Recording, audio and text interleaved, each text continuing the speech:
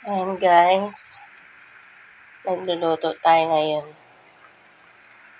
Asin yan guys, tinimpla ko lang asin. Walang tubig yan. Pinapakatas ko lang siya sa sarili niyang katas, kaya siya nagkatubig. Patutuyuin natin yan guys. At saka natin iprito. Ayan. Asin lang ang nilagay ko. At ayun, ang dami niyang katas na tubig. Oh. Galing sa baboy yan guys. Hindi ako naglagay ng tubig.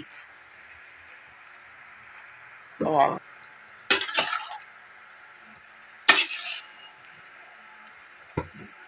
Ma'am. Ayan guys. Check natin. Ayan guys, wala na yung tubig. Katas niya na yan. Ayan o. Nagmamantika na siya guys. See? Yan.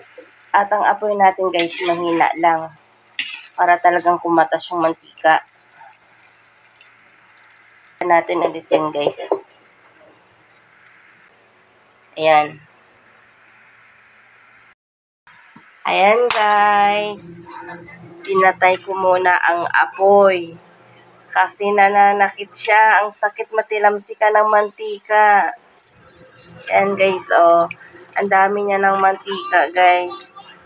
Kumakatas na yung baboy. Ayan.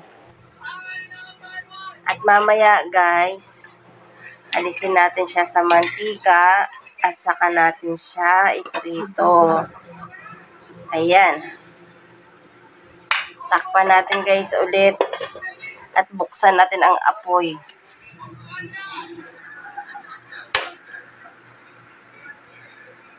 Ayan. Check natin guys. At nakapatay na yung apoy.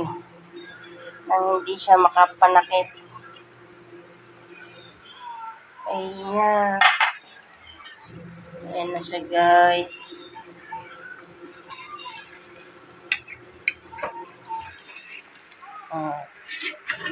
Okay. Pag mahina lang ang apoy guys, yan, ganyan. Kumakatas ng kumakatas yung mantika niya. At hindi sunog ang iyong niluluto. Ayan.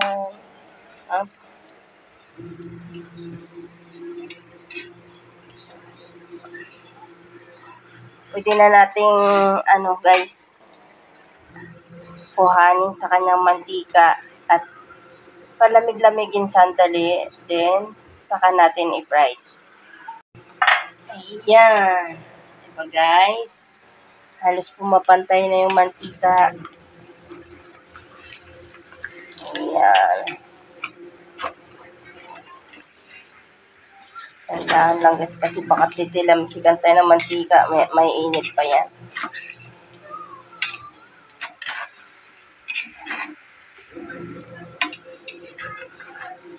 Okay, nahalo-halo na natin. Takpan natin ulit guys. Ayan guys, oh. Guys, ayan na yon.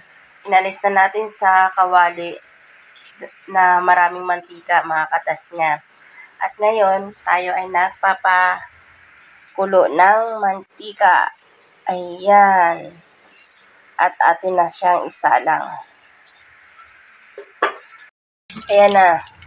Na guys, nilagay ko na. Nagmamadali at baka tayo ay masaktan. Ayan. Ayan na naman. Ayan, kita mo yan guys. Crunchy na siya.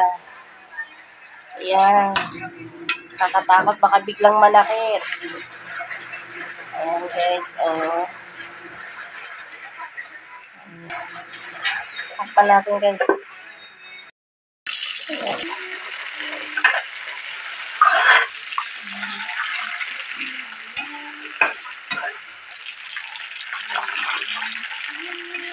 Ayan natin, luto na yan.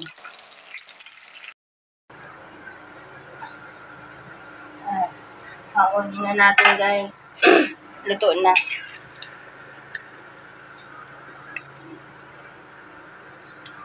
Crunchy niya na.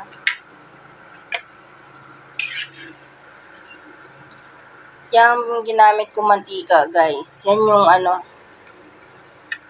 pinagkatasan niya. Diba? Makakatipid ka pa, guys.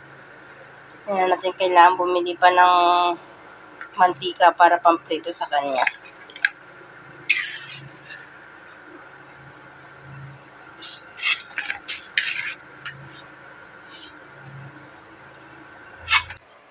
Ayan.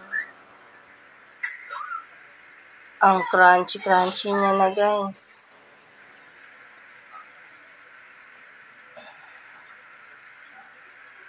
Thank you for watching.